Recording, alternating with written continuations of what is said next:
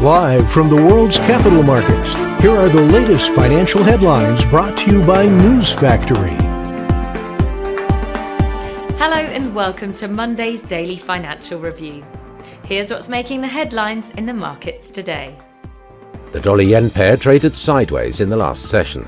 According to the Williams indicator, we are in an oversold market. The Bitcoin-dollar pair fell 0.9% in the last session.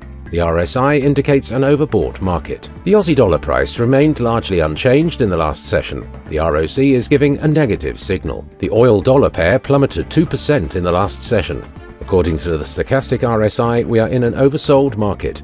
Coming up, the choices from our chief analysts for today.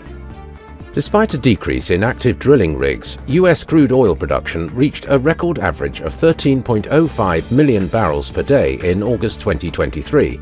Thanks to significant efficiency gains and advanced drilling techniques. China will further expand market access and increase imports, its premier told a trade fair in Shanghai. Amid criticisms from European firms who said they wanted to see more tangible improvement in the country's business environment. India's foreign exchange reserves increased by $2.58 billion to $586.1 billion in the week ending October the 27th. The Reserve Bank of China said.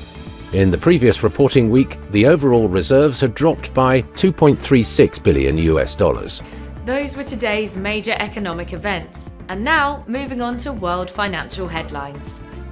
The US 3-month bill auction will be released at 16:30 GMT. The US 6-month bill auction at 16:30 GMT. Germany's factory orders at 0700 hours GMT. Japan's Jibun Bank Services PMI will be released at 0000 hours and 30 minutes GMT. Japan's labour cash earnings at 23:30 GMT. Japan's overall household spending at 23:30 GMT.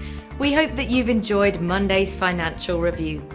On behalf of all of us here, we wish you a productive trading day. Be sure to join us tomorrow morning for the latest news and events from the financial markets.